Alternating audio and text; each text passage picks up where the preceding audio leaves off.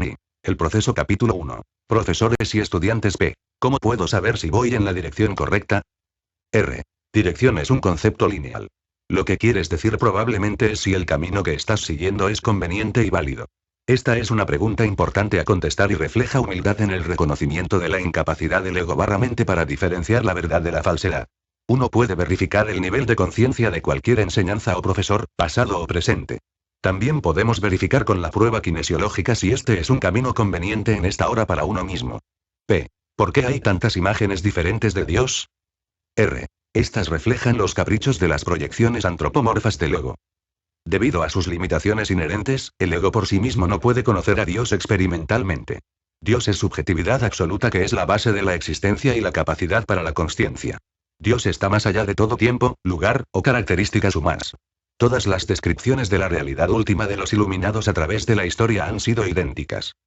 Hay solamente una realidad suprema.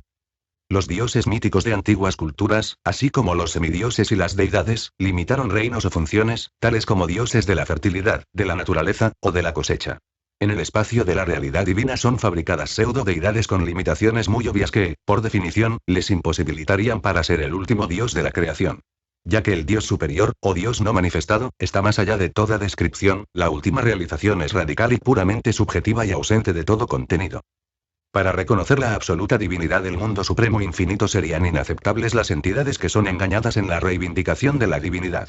Podemos entonces decir que una deidad falsa es una entidad que ha declinado la verdad por la fuerza, el orgullo, y el control sobre otros, y ha sucumbido al error de Lucifer que proclama que el ego es Dios, es decir, megalomanía.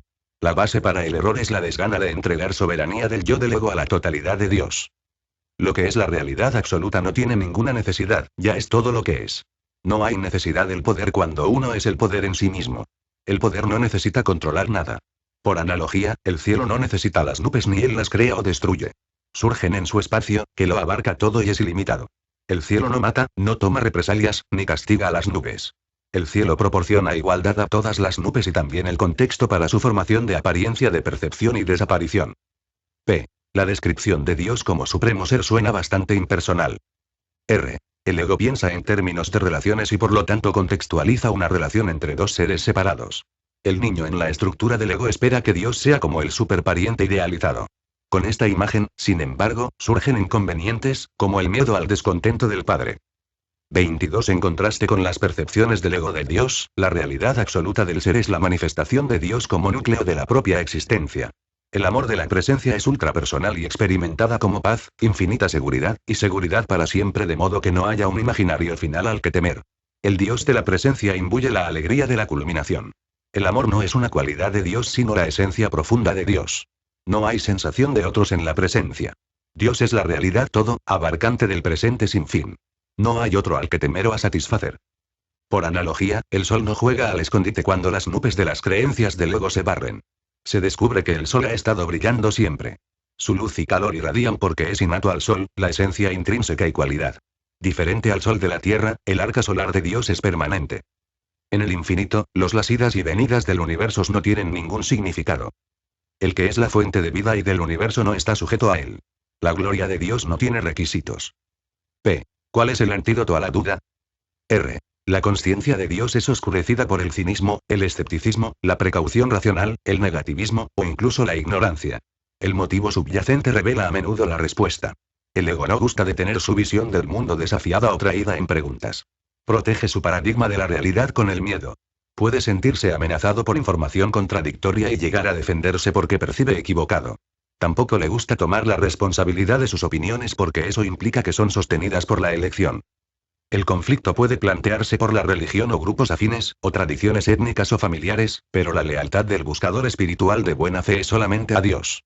La duda puede también ser una señal sana de que uno está en el lugar incorrecto, hablando espiritualmente. Cuando el principiante madura espiritualmente, el discernimiento puede alertar de una señal de peligro. En caso de duda, opta siempre por parar. Uno puede también cambiar el actual grupo o enseñanza. Entonces es hora de hacerlo. La duda puede ser motivada por el miedo que puede ser debido a la pérdida de la propia identidad acostumbrada o el apego a las creencias. Para despejar dudas, solo es necesario identificar sus motivos y utilizar la prueba kinesiológica como medio para la verificación. La prueba kinesiológica es rápida y exacta con su simple respuesta de sí o no, cuya validez está limitada solamente por la adhesión del interrogador a las reglas básicas, incluyendo la redacción cuidadosa de las afirmaciones. El cambio incluso de una palabra porque parece irrelevante puede llevar a una respuesta diferente. Es recomendable, por tanto, hacer una serie de preguntas y verificarlas en forma cruzada. Si aparecen discrepancias, preguntas adicionales revelarán la fuente del error. Las afirmaciones descuidadas pueden dar lugar a respuestas engañosas. Por ejemplo, el nivel de conciencia de Carl Jung había sido calibrado muchas veces en 520 o por encima durante años. El interrogador empezó, Carl Jung está por encima de 500, la respuesta obtenida era el no. Cuando se reformula como Carl Jung calibró por encima de 500, la respuesta es sí. La respuesta a Jung está por encima de 500 fue no simplemente porque él está muerto. 23. Para verificar el valor de un profesor o de un camino espiritual, lo primero y más crucial es que calibren por encima de 200. Profesores y enseñanzas válidas están disponibles en cada nivel. Una enseñanza en 300 se apoya la buena voluntad y usar la propia energía personal con entusiasmo. Un grupo entusiasta y confiado puede ser más provechoso en ocasiones que leer textos muy avanzados. Si hay demasiada disparidad entre nuestro nivel y el del profesor, una gran cantidad de información útil puede ser perdida o no absorbida. Un sabio iluminado puede estar en un muy alto nivel de conciencia pero no ser capaz de enseñar realmente, al igual que ser un gran pianista no te hace ser un gran profesor de piano. La enseñanza requiere habilidades distintas al virtuosismo. El maestro perfecto tendría la paciencia de explicar las verdades en varios niveles contextualizándolos de una manera tal que lleguen a ser evidentes en sí. Esta capacidad significa que el profesor está familiarizado con todos los niveles de conciencia y los problemas que se presentan en cada uno de ellos. Además, el maestro apoya la resolución de las dualidades y posicionamientos inherentes, con los pares de contrarios resultantes, que se colocan en las puertas de cada nivel. El conocimiento del profesor debe provenir solamente de la revelación interior de la verdad que acompaña y es el sello de la iluminación.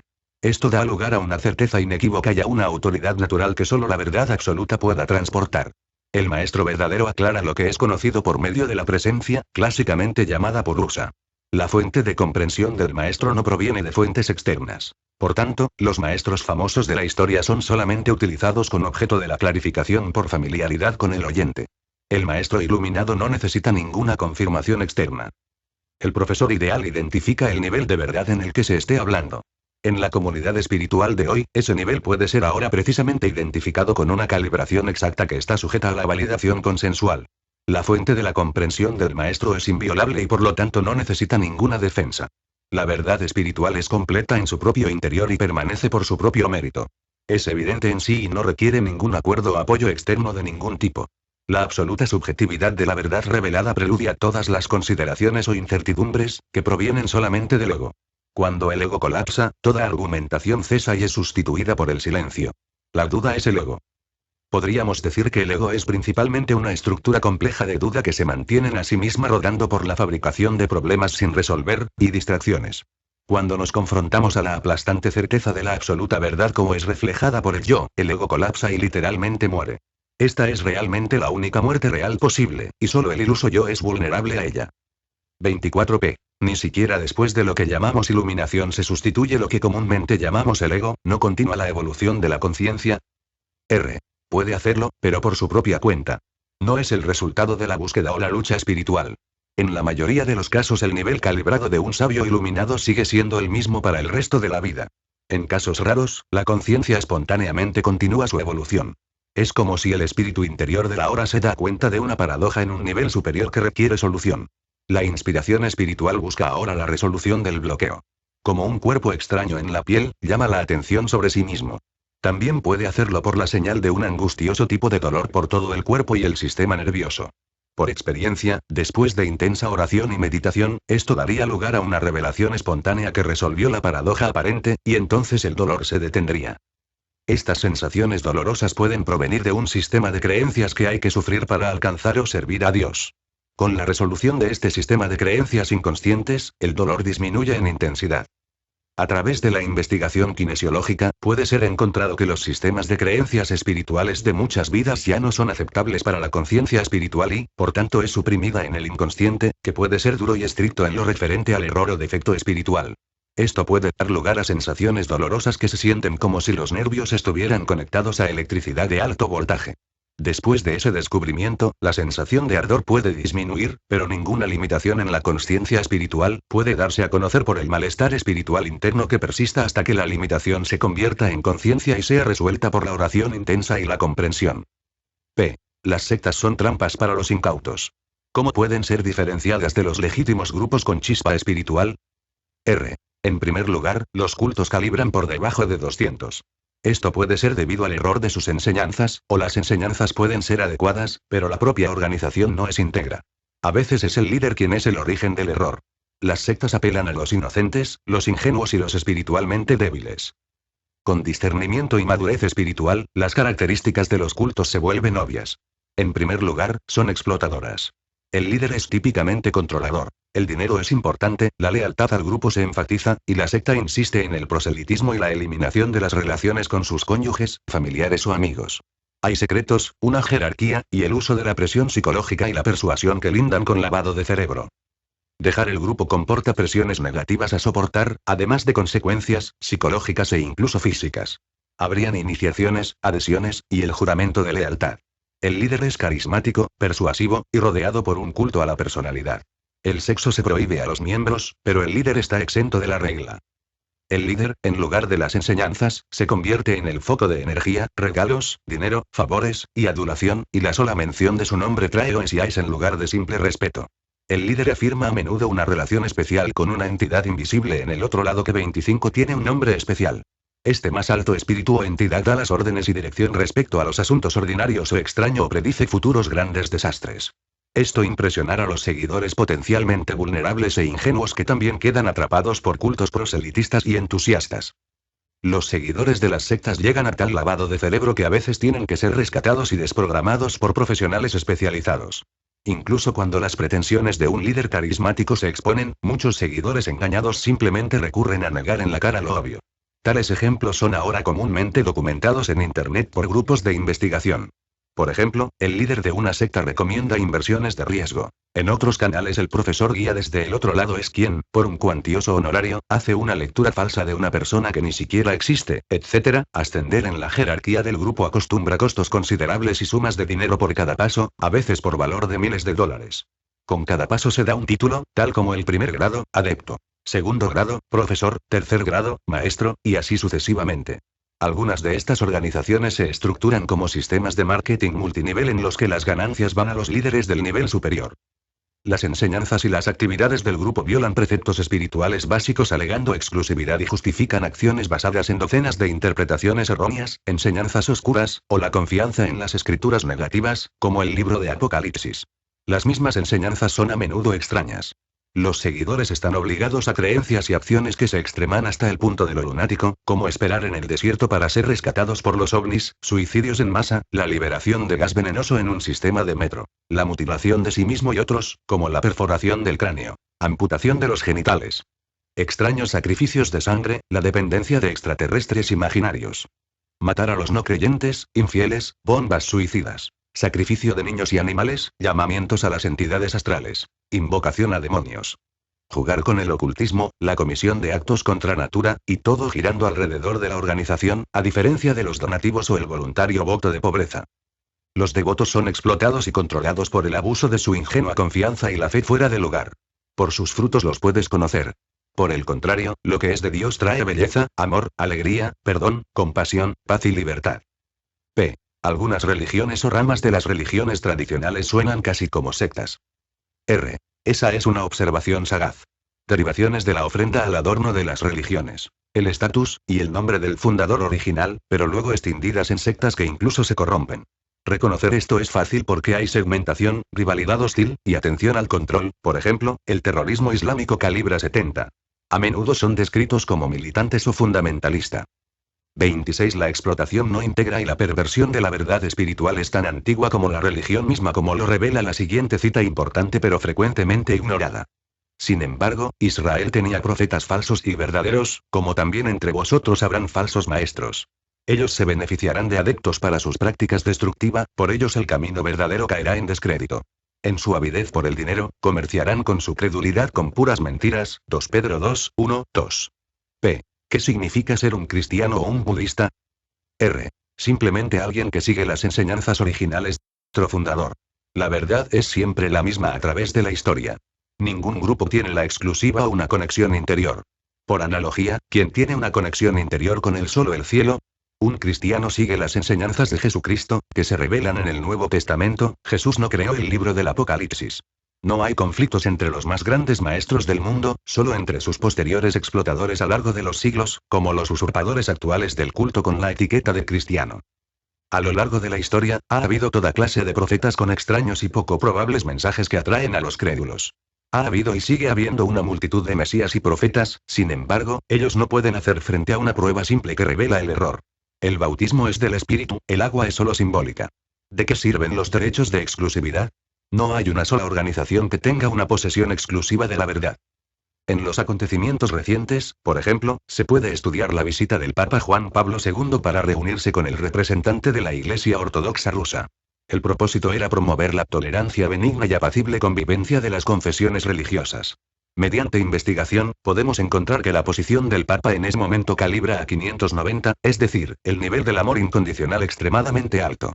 En lenguaje espiritual clásico, entonces, el Papa representaba el corazón. En otros asuntos de la Iglesia, sin embargo, diferentes posiciones políticas y autoritarias puede calibrar muy por debajo de 500 y representan el lado negativo del institucionalismo. El buscador espiritual aprende a observar y tomar conciencia sin crítica. Una posición no es mejor que otra, sino que simplemente representa una contextualización diferente. La posición de la Iglesia Católica sobre la pederastia clerical calibra a 165, mientras que el catolicismo actual se calibra a 510. Por tanto, no podemos condenar a toda una organización por los actos de sus momentos más débiles o peores. Las instituciones son dirigidas por seres humanos falibles. Mucho se revela de por sí a aquellos que tienen dedicación espiritual y se han comprometido a seguir el camino de la verdad más elevada. El discernimiento es a menudo aprendido a través de lecciones a veces dolorosas. En lenguaje espiritual clásico, esto se conoce como la apertura del tercer ojo. Se podría decir que las ganas de sabiduría han sido ganadas. 27p. ¿Cuál es el destino del buscador espiritual ingenuo honestamente engañado? R. Krishna dijo que aquellos que son puros en su devoción y su intención son igualmente queridos por Dios. Dios no tiene nombre, la divinidad no es engañada. Aquellos que realmente van a Dios son acogidos por esa presencia infinita que está más allá de todas las religiones. P. ¿Qué pasa con la atracción personal hacia un camino específico? R. Ese es un factor importante. Aunque, en el nivel más alto, son uno y el mismo, algunos caminos enfatizan la devoción, la adoración, la entrega, y las buenas obras, por ejemplo, la Madre Teresa. Para muchos, el camino del corazón es por tanto el más natural, y las formas de la mente parecen ser demasiado fría o abstracta. El camino de la mente une el amor con la devoción a la verdad y su realización. Con la renuncia de los posicionamientos, se abre la vía para los seguidores del camino de la mente al amor, lo que antes era considerado indigno de ser amado. El camino del corazón transforma la percepción dualista en visión espiritual, que a su vez trasciende los opuestos. Hay un grupo espiritual dedicado e interesante que combina ambos senderos y se llaman a sí mismo, el catolicismo zen, calibran 550. P. ¿Qué maestros de las diferentes religiones representan a sus enseñanzas más elevadas? R. Los llamados místicos de cada una de las grandes religiones del mundo calibran por encima de las religiones y están por lo general de acuerdo entre sí. Un místico no es más que alguien que ha ido más allá de la mente con el fin de comprender la verdad pura. Todos los grandes avatares calibraron o muy cerca de 1000. En estos niveles, no hay argumentos. Cada maestro, sin embargo, tenía un estilo diferente y enseña en un período diferente de la historia, una cultura diferente y a grupo geográfico. El gran espíritu del jefe de Detroit, quien calibra 720, refleja que la espiritualidad del nativo americano reconoce a Dios manifestado, en la naturaleza, es decir, la creación, como demostración de lo no manifiesto convertido en manifiesto. Esto se refleja en la reverencia del nativo americano con la naturaleza y toda la vida, una falta de entendimiento que es intelectualmente criticada teológicamente como panteísmo. El impacto de la espiritualidad nativa de América, según lo mostrado por el jefe de Detroit, tuvo un profundo efecto en los padres fundadores de la Constitución de los Estados Unidos, en que el Congreso es casi una réplica exacta de la estructura política de la nación iroquois. En tiempos más recientes, esa espiritualidad nativa americana se ha visto debilitada por los políticos y la explotación resultante. En realidad, el indio americano es muy honrado en todas partes. Estados enteros, ciudades, ríos, montañas y grandes lagos, llevan el nombre de ellos. Los mejores equipos de deportes, señalados por su valor y valentía, con orgullo llevan su nombre. Sin embargo, la distorsión política es declarar que tales honores son realmente difamaciones y políticamente incorrecto. Cómo la gloria podría ser malinterpretada como una indignidad está más allá de la comprensión, pero demuestra cómo se distorsiona la verdad en su opuesto para obtener 28 beneficios políticos. Si tal demagogia tuviera éxito, imagina que el nombre de todas las regiones, territorios, cordilleras, estados, ciudades, pueblos, carreteras, ríos, el equipo deportivo, así como los nombres de los productos americanos tendrían que ser reemplazados por algún sustituto débil. La espiritualidad y la verdad unen. La falsedad engendra división y conflictos. Al igual que el demagogo, el sectario en realidad denigra la tradición religiosa o espiritual en cuyo nombre se ha plagiado y explotado. P. ¿Qué es un verdadero Mesías? R. El término Mesías se utiliza en el lenguaje moderno para significar delirios de grandeza. El significado moderno del término juega con la ambigüedad. Por un lado, el término da reconocimiento a la validez de un verdadero Mesías y, simultáneamente, por esa gran rareza, el término significa entonces que debido a que el alto nivel de iluminación del Mesías son tan extremadamente raros, sus pretensiones al título son falsas y significa que es un impostor hasta que se pruebe lo contrario. A través de los siglos, la sociedad ha sido testigo de una procesión interminable de muchos videntes con su propio estilo, profetas y mesías. En este siglo, la gran mayoría de mesías autoproclamados están en instituciones. Delirios mesiánicos fueron comunes cuando la sífilis cerebral era frecuente y no tratable. Desde el descubrimiento de la penicilina, el número de mesías ha disminuido notablemente, con la excepción de los aficionados a las drogas alucinógenas. La mayoría de autoproclamados mesías están sufriendo la fase maníaca del trastorno bipolar, maníaco-depresivo, un trastorno mental. Los líderes políticos son las personalidades mesiánicas más conocidas, y pueden ser fascinantes con su egolatría grandiosa. El mundo es relativamente sofisticado para determinar los delirios espirituales, pero permanece extremadamente ciego para los políticos. Un verdadero mesías calibraría a un nivel muy alto, como mínimo a más de 700, y muy probablemente en el 800S o 900S. La verdad de la luz es humilde, sincera, y no hay necesidad de adulación. El único regalo del verdadero vidente es la exposición de la verdad. El avatar refleja esa verdad. La religión, sin embargo, tiende a la adulación del mensajero en vez del mensaje. De hecho, en el nombre del mensajero, la verdad es a menudo pisoteados en el polvo o la sangre del campo de batalla. El verdadero Mesías trae alegría, esperanza, liberación y salvación a toda la humanidad que sigue en el mensaje y el poder del mensaje. El Mesías trae una nueva visión de la verdad y eleva el nivel de conciencia de toda la humanidad mediante la reformulación del contexto de la divinidad como origen de la vida eterna. El avatar, el Mesías, el sabio iluminado, el Salvador, el Cristo y Buda son todos reflejos de la divinidad.